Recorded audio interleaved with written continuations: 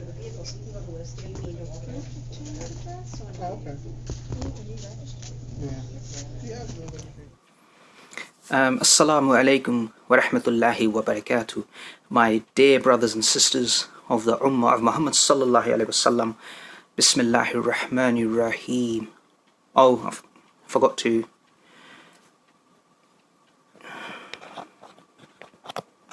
Sorry, that's better. I forgot to connect the mic. My mistake. Yeah, that's better. Okay. Now, let's start again. As you saw, I made a mistake, and you've all witnessed that mistake yourself. Now, try and imagine how many mistakes I've made during the rest of my day. In fact, the entire week. The whole year. Indeed, in my entire lifetime. Gosh, it's unimaginable. Now, because it was a small error, I could fix it right away, and you saw how I did it. The point is, we humans are not perfect. Far from it. Let's now take it up a notch, shall we? So anyway, recently I got a call from the hospital for my dad's next diabetes eye test appointment, and I forgot to make a note of it, assuming I'd get a reminder letter, and then I'd note it down, because they sort of like send you a reminder letter nearer the time. I suppose, yeah, I was being a little lazy. Now, when the letter actually came, the actual letter, it got misplaced in the family sort of mayhem, and we consequently ended up missing the appointment. The mistake I made here was not writing it down the first time after the phone call, because then I wouldn't have had to rely on the letter. Now, because of this error, I've now in a way jeopardized my dad's eyesight to a degree. I just want to quickly remind you to make sure you subscribe and share this video. Make sure to click the bell notification button so you're told when the next video is out. Many thanks, my dear brothers and sisters. Anyway, so let us continue. So where were we? So our human nature, being fallible, prone to error, can have big consequences for us and other people. But let us now take it up another, further, much, much higher notch. Are you ready? To do this, I'm going to tell you a little story, a bit of a cautionary tale, and inshallah, through this story, I'll demonstrate to you how things can go wrong very easily and very, very quickly in a major, major way, despite our best intentions and desires. How we as humans can go from making small mistakes, trying to do a good, innocent thing for our fellow man, but end up committing the worst sin in Allah subhanahu wa ta'ala's eyes. So this is the story. So once upon a time, there was a great religious sage living in a village just beside a very deep jungle in Bangladesh. He has spent his entire life in contemplation, in and around the jungle, and he has written numerous spiritual hymns, but he has never claimed to be anything more than just a guru or a teacher. Anybody who's tried to insinuate that he might be something a little more than just a teacher, maybe a holy saint perhaps, well, he has slapped them down very hard. How dare you call me a saint? I'm just a simple teacher. So one day, in old age, he dies and is quietly buried by his few followers, and they're all rather sad and feel somewhat lost without him. Now, he leaves behind 3 sons. One is interested in doing law, so he quickly moves to the city and begins his studies there. The second one is not so into his studies, and he's decided to take up farming in the local village, and he lives there quite comfortably with his young family. But the third son has always been interested in his father's teachings, and he has picked up a lot from his father and feels he must in some way preserve his father's memory and carry on his father's work in some form. But how will he do that? That he didn't know. One day his father's small band of devotees convince him that he should perhaps actively promote his father's work. Now, this boy is very clever. He's very clever. He takes after his father in many ways. He is perceptive, he is charismatic, and he has a special aura about him. Within 1 year, just 1 year, he has surpassed his father in terms of influence and followers. Like his father, his intentions are noble. He simply wishes to enrich people's lives and have them live better lives. He teaches them how to love unconditionally, how to appreciate both man, creature, and nature, and how everything in the universe is somehow linked and to be equally respected. Within 5 years, he has 20,000 devotees arriving from places far and wide just to see him and listen to him. He has a team of helpers now and volunteers, so he no longer needs to lift a finger to do anything. All he does is expound sermons and hymns all day. People begin to show him great respect and reverence. They are kissing and washing his feet, bowing to him and hanging on his every word. People's lives are actually transformed. Once they've heard of him, people now begin to call him the great teacher, the wise one, the special one. He hears all this, of course, in the general hullabaloo. It somehow reaches his ears. After a year, there are rumours that people have begun to call him the long-awaited one, the one foretold, the last teacher. He hears all this too, and he starts to feel a sense of achievement and joy welling up inside him. After another year, people are now openly declaring that he is actually a prophet sent from God. For now, he just laughs it all off as mere silliness of the common folk. The following year, some have now started to whisper that he is perhaps even a minor god, maybe an avatar of Lord Krishna or Vishnu.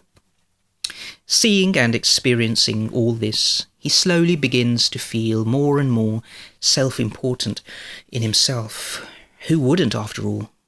We all love praise and respect from fellow man. It gives us a boost and confidence and a sense of pride that we all crave to a certain degree. But it does something else too, and that is exactly what began to happen to him. He started to believe what the people were whispering and saying about him behind his back. All these people fawning all over his every utterance, bowing to him, offering him their daughters and sons for devotion and marriage, radically shifting and altering their very lives on his every whim and word, trusting him with their darkest secrets and desires, wealth, leaving their jobs and homes and breaking family bonds, just to come to him and listen to him and better their lives, to find peace in the world. Now it was all bound to get to his head sooner or later. Slowly but surely arrogance crept into his mind, pride took hold of him. So one day he decided to not correct and rebuke his followers when they called him a prophet of God. He thinks, oh well, just let it be. What harm can it do? It's a harmless gesture after all. If it's helping people change their lives for the better, then what harm is there? Then the next day he stops correcting the people at the back whom he can hear muttering that he is in fact a small god. Again, another harmless gesture, right? They are simply expressing their devotion to him. The more devoted they are, the more they will listen to his teachings and enact those teachings and better their lives. So what harm can it do? The truth is, for him it feels nice, hearing such praise and being held in such a high esteem and regard. I mean, you know very well the feeling of respect you get when someone calls you, say, for example, their big brother. So just imagine the feeling when you're called a prophet or a god. Soon enough, he begins to consider that perhaps he is actually something more than just a guru. Maybe, yes, a prophet even. In his latter days before his death, he begins to pen some very obscure hymns, like his father, that insinuate that he might indeed actually be a prophet-like figure of God. When he dies, he is given a lavish burial, and his many followers now gather all his teachings together and practices and continue to spread the word. They all derive much benefit and purpose in their lives from his teachings, that after 6 months, they all decide that he couldn't have been just a mere man. Not the way he was just too special to be a man. So in their zeal and devotion and deciphering, of course, going over the cryptic passages that he had written, alluding to his supposed prophethood in his writings, they all conclude that he must have been a prophet indeed of God and not just a mere teacher. Now, meanwhile, another group of devotees sort of break away, and these guys argue that the title of prophet actually dishonors the great guru, and instead he deserves to be called something else, like maybe the greatest prophet of them all. Oh boy, his father, if you recall, during his life had insisted that he was just a sage. Brothers and sisters. But now, in this melee and furore, he is now being designated a father of a prophet by the devotees. Within 6 months of his death, people are claiming to see him in their dreams, having visions, and curing their sickness. Some have begun to carve his image in a tree in order to get close to him, and within 1 year, just 1 year, people are actually now bowing to that tree, making copies of it to keep in their homes, so they don't need to go out in the rain and bad weather. They can just do their prayers at home. Within another 3 years, just 3 years, he is actually designated a fully fledged god that requires their full devotion and daily sacrifice. You see, brothers and sisters, there is a great lesson to be learnt from such a story.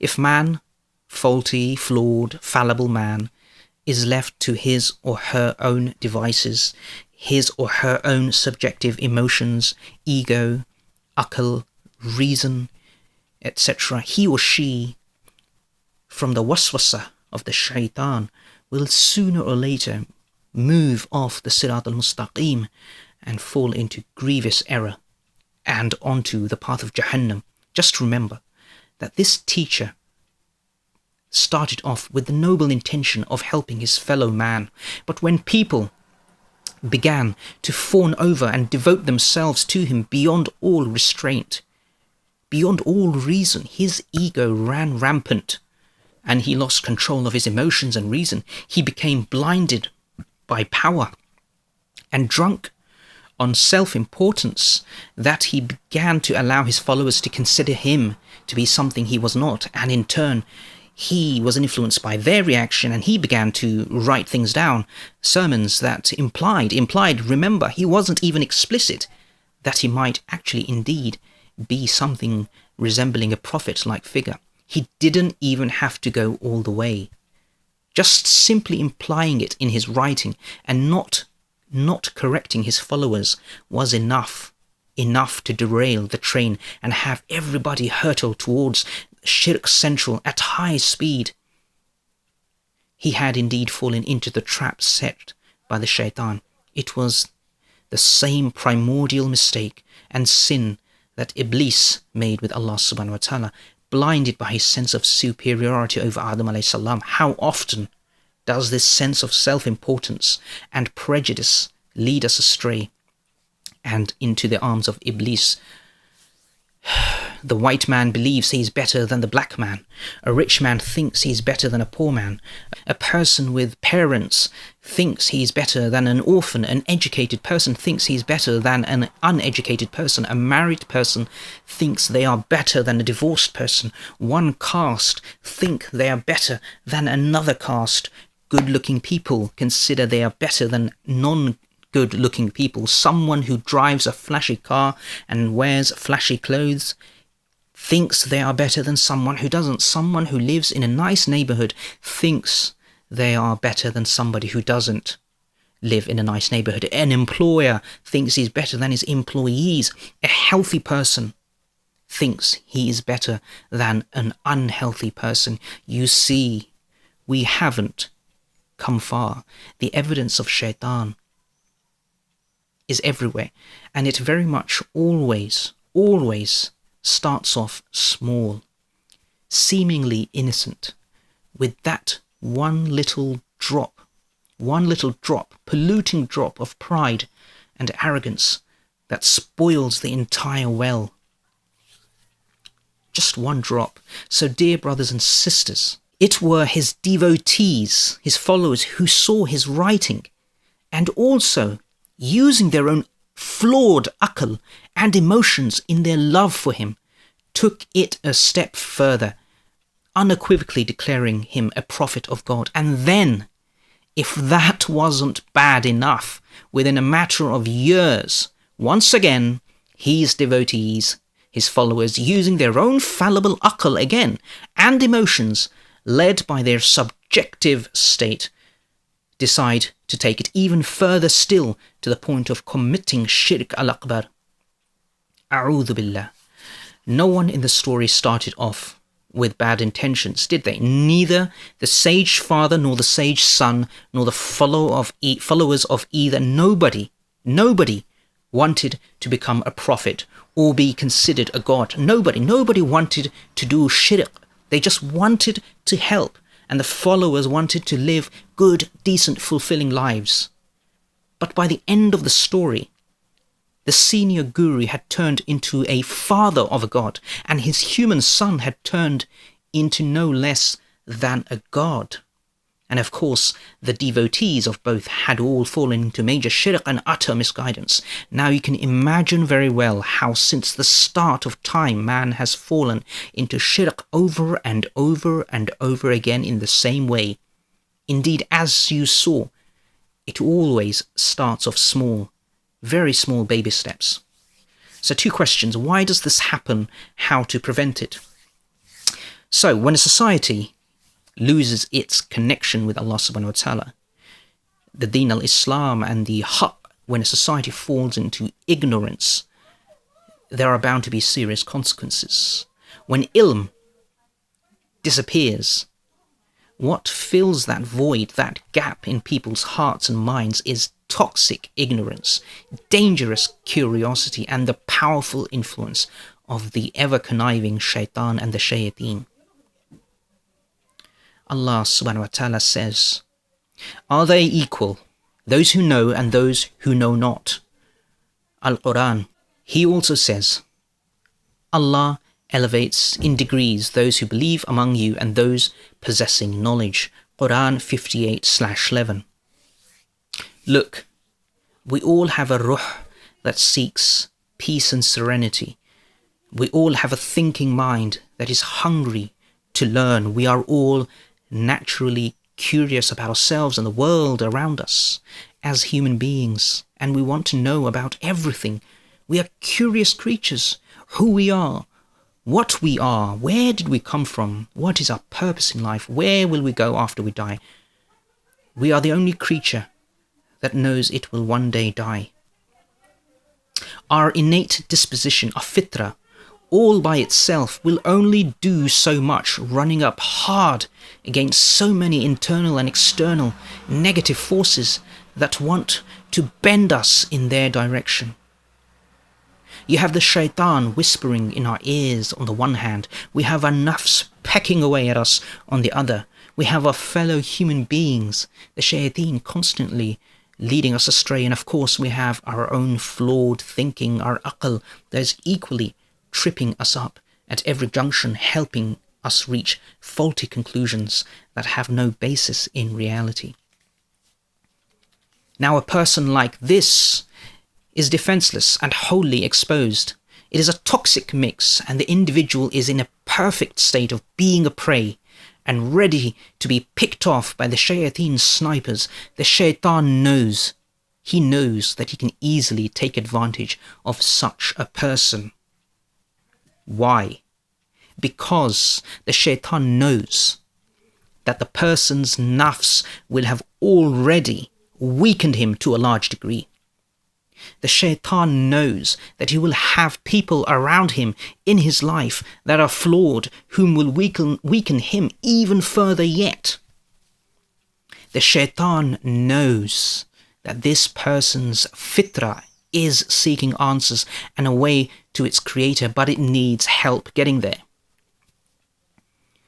The shaitan knows that this individual is ignorant of Islam and therefore blind to the haqq, and of course a blind man can be easily led astray. The shaitan knows that this individual has a faulty aql and will reason itself into error sooner or later.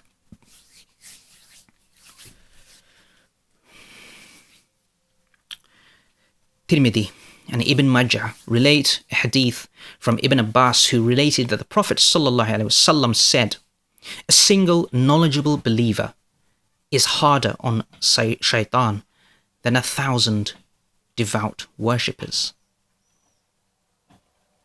The shaitan would be a fool not to take advantage of someone like this. We all know what Iblis said. "My Lord, because you have put me in error," this is what the Iblis said, "I will surely make disobedience attractive to them on earth, and I will mislead them all." Al-Quran 15/39. The shaitan would be out of a job if it didn't pick off such low-hanging fruits. The only defense a person has against the shaitan and the shayateen in such a situation is not his aql and reason, because that can be faulty, not what other people have taught him, because that can be faulty, not what his ancestors have previously done, because that can be faulty, not what his emotions are telling him to do, because that can be faulty. Rather, what will save him from going astray and being led off the straight path towards the fiery gates of Jahannam, whose fuel is men and stones. O you who have believed, protect yourselves and your own families from a fire whose fuel is mankind and stones.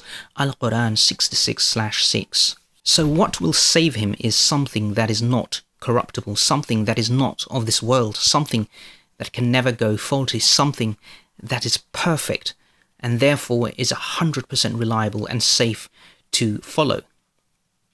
Something like an external guide, a moral map, if you like, a criterion to judge between what is right and what is wrong. Quote, "Blessed is he who sent down the criterion upon his servant, that he may be to the worlds a warner." Al-Quran 25/1. So when someone feels that they are maybe a prophet of God, using this criterion and this reliable guide, you can tell them to take a jump, so that when somebody claims that you are a prophet of God, you can tell them to go and see a psychiatrist. So that when someone calls you a god, a'udhu billah, you know exactly what to do. Slap them with a wet fish.